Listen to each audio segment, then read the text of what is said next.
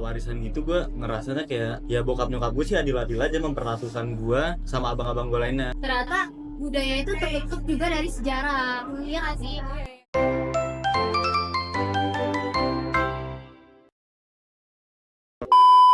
Halo teman-teman, jadi balik lagi sama kita di BBS Bincang-Bincang Seru. Kali ini kita mau bahas tentang sistem matrilineal yang ada di suku Minang. Dan gue kali ini nggak sendiri, ada 3 narasumber yang lainnya. Boleh kenalin? Kenalin, aku Alvin Topor Sofian, biasa dipanggil Alvin. Aku sendiri berasal dari Makassar, suku aku dari Makassar nih guys. Oke, halo semuanya, perkenalkan, jadi nama gue Rio Priandi. Gue dari Prodi Ilmu Komunikasi dan gue berasal dari suku Padang. Halo teman-teman, perkenalkan nama aku Hani Amalia.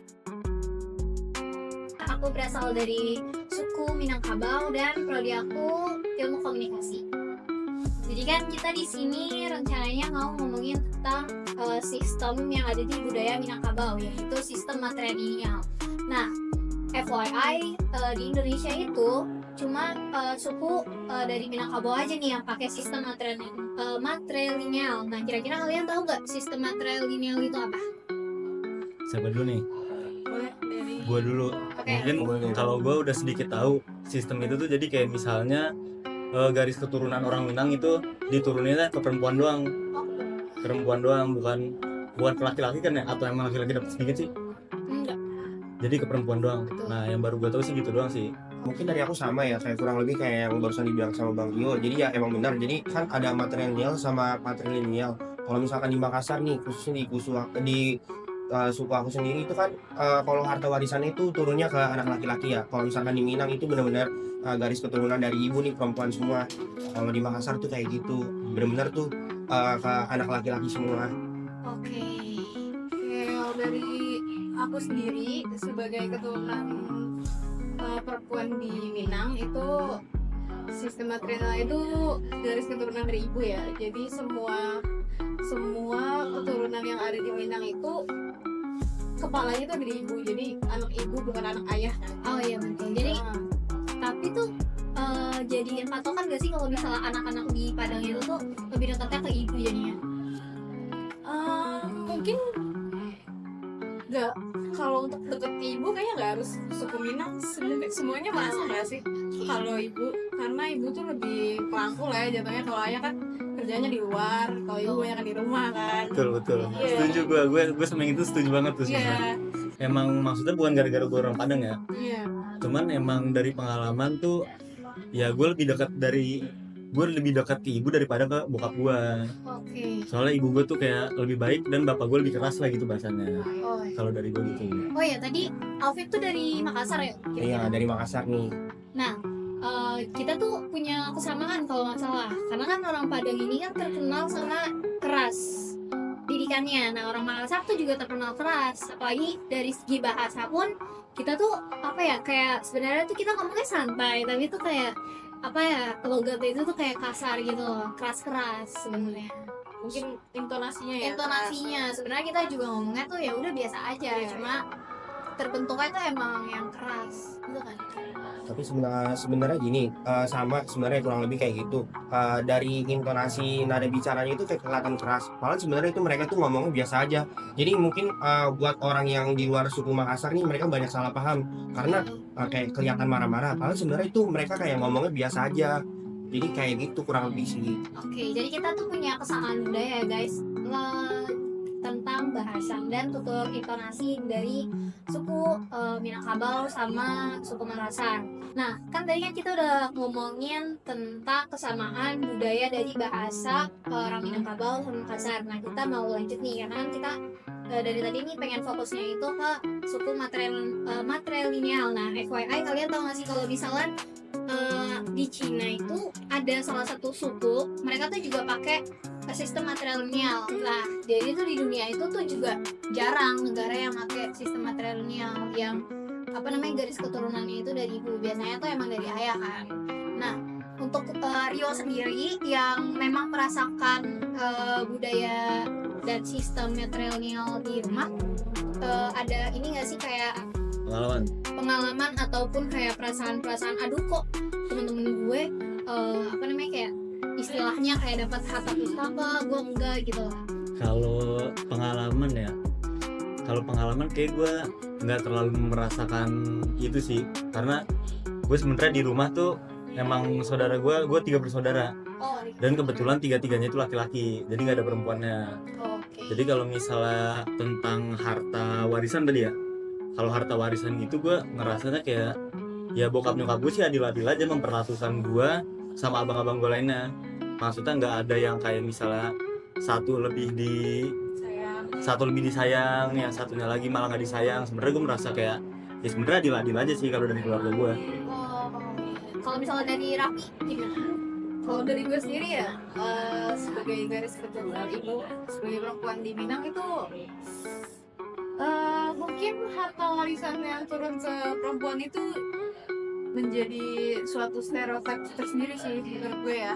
Jadi ibu gue sendiri bilang kalau kenapa perempuan di Minang itu dikasih harta warisan, maksudnya harta pusaka, itu karena kebanyakan wanita di Minang itu mendapatkan suami itu kurang bagus lah. Ada yang cerai atau ada yang ditinggali. Pokoknya hubungannya kejabat. Nah di situ mulai dari situ makanya harta pusaka tuh jatuhnya ke perempuan. Oh, mungkin itu juga bisa disangkut pautin karena laki-laki Minang itu kan dibentuk untuk merantau. Iya betul, laki-laki Minang itu dibentuk untuk cari uang lah jatuhnya. Kalau perempuan itu lebih ke pekerjaan di rumah. Nah dari situ kan ya perempuan nggak ada skill untuk nyari uang keluar, makanya dia bergantung ke harta warisan ini. Seiring berjalannya waktu banyak yang perempuan merantau, jadi mungkin ada perubahan lagi sih sekarang. Perubahan budaya. Iya. Oke, kalau misalnya dari gue sendiri sih, kan aku nih juga Minang ya, tapi lama di Jakarta, maksudnya nggak terlalu merasakan budaya Minang. Terus kalau misalnya untuk kayak perbedaan sih sebenarnya enggak sih, tapi aku malah ngerasa tuh kalau misalnya di Padang itu tuh laki-laki yang diistimewakan, apa namanya, perempuan itu tuh kayak dibuatnya itu buat di dapur, tapi enggak sih di rumah tuh kayak gitu sih. Iya, kasarnya kayak gitu, tapi emang aku melihat kalau misal abang aku tuh lebih diistimewakan, padahal abang aku tuh kan karena kita rumahnya di Jakarta jadi nggak mungkin ngerantau dong. Nah tapi emang lebih diistimewakan sih. Tapi mau disclaimer kalau harta ini terbagi menjadi dua ya. Iya, Ada betul. harta pusaka dan harta warisan. Kalau harta pusaka itu yang dari leluhur banget, udah lama banget di Padang, itu baru jatuhnya ke perempuan. Sementara harta warisan ini hasil dari keluarga. Oh, Nah itu kalau itu dibagi secara rata sih semua. Menggunakan ikan maupun perempuan atau laki-laki. nah gimana case-nya kalau misalnya harta pusakanya itu tuh ada di keluarganya Rio? Kan keluarga Rio kan tadi dibilangnya cowok semua kan. Terus kalau misalnya itu turunnya ke siapa ya? Kalau itu jujur gue belum tahu sih, karena emang harta pusakanya aja gue sebenarnya juga belum lihat nih. Oh, belum ya. Belum lihat, gue juga nggak tahu dari bokap nyokap gue emang apakah ada harta pusakanya atau kayak gimana. Cuman ya kalau misalnya begitu ya emang kebijakan dari kebudayaan aja sih, gimana adatnya gitu. Kalau misalnya emang tiga bersaudara kan laki-laki semua, Iya. kalau misalnya emang harus diturunin tetap ke keluarga itu, ya berarti kan harus milih salah satu dari 3 anak itu dong. Iya. Atau emang nanti dioper ke kayak saudara-saudara gue yang lainnya. Oh, mungkin ke sepupu. Iya, ke sepupu. Wah. Iya, bisa begitu mungkin. Oh, kalau misalnya dari aku sendiri, kita punya tentang apa namanya, kita tuh punya warisan harta pusaka, tapi tuh itu tuh berupa rumah gadang di Padang, tapi itu nggak boleh dijual. Iya. Tapi emang harus dilestarikan. Cuma kan emang kita udah nggak ada yang tinggal di Padang ya, saudara-saudaraku juga nggak ada, jadi itu jadi kayak sengketa gitu loh.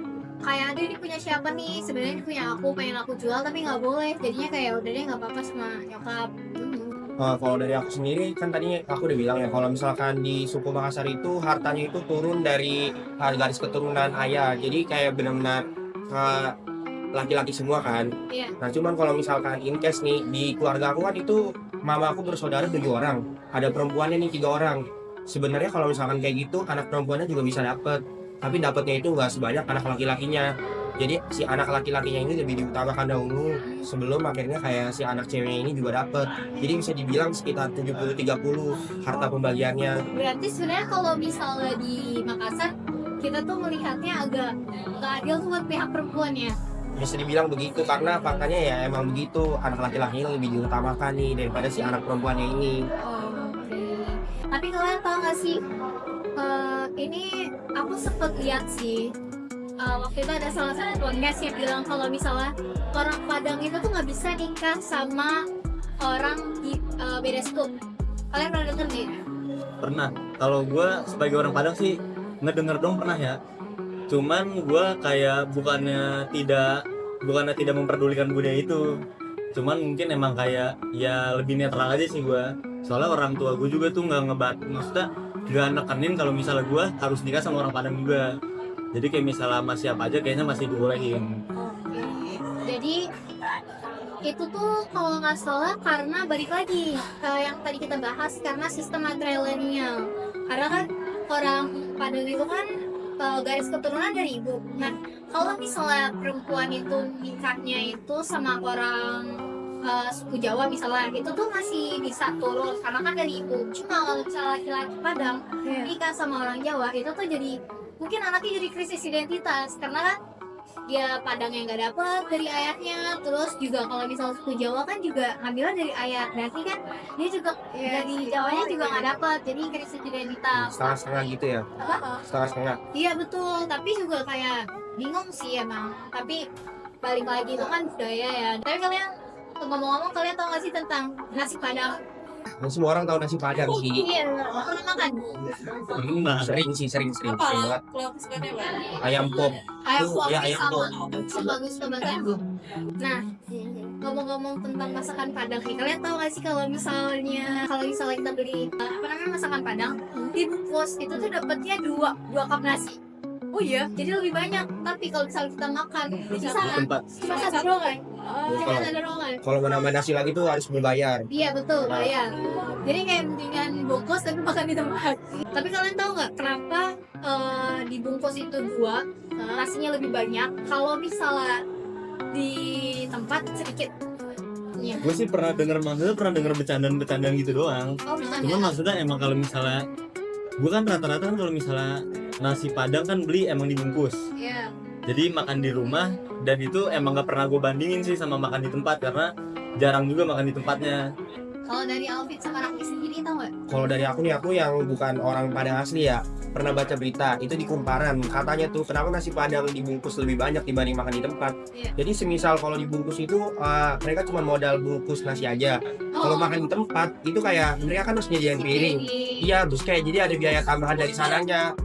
Katanya sih gitu ya. Servis Dari ya, mana ya? ya biasa. Masuk akal. Jadi biaya servis itu nggak ditambahin biaya taksnya tapi dikurangin mas. Sebenarnya tuh ini tuh ada nilai sejarahnya guys. Jadi tuh dulu tuh orang zaman penjajahan pas kita masih dijajah sama Belanda itu tuh rumah makan Padang tuh udah buka. Udah mereka tuh udah jualan, emang orang Padang kan basicnya emang berdagang ya. Iya. Terus yang bisa makan di rumah masakan Padang tuh cuma orang Belanda doang. Dan orang pribumi, orang Indonesia asli itu justru mereka nggak bisa buat duduk di sana. Didominasi dong restorannya sama orang-orang yang Gitu. ngejajah. Lalu pedagangnya itu tuh mungkin nggak suka gitu, kayak aduh kayaknya gue harus lebih banyakinnya tuh porsi buat orang pribumi. Indonesia. Jadi gitu ceritanya. Makanya dibanyakin tuh kalau Jadi misalnya dibanyakin. buat orang yang dibungkus. Buat orang yang dibungkus karena dulu tuh orang yang ngebungkus itu cuma orang-orang pribumi. Nah orang yang bisa makan di tempat itu tuh cuma orang-orang Belanda gitu. Itu kan itu sih Make sense. make sense sih. Tapi Iya, waktu iya. pas gue tahu sejarahnya kayak gitu, ternyata budaya itu terbentuk juga dari sejarah. Iya nggak sih? Iya. Terus Oke, tadi seru banget pembahasan tentang sistem matrilineal di Pinang ini dan juga masuk juga masuk Padang hari ya. Pada kesimpulannya menurut aku sendiri untuk sistem ini mungkin ada kalanya ada baiknya, ada juga buruknya, tapi balik lagi ke diri kita sendiri sama keluarga kita di rumah. Kalau dari aku cukup segitu. Semoga informasi yang telah kita sampaikan ini bermanfaat untuk kalian. Terima kasih.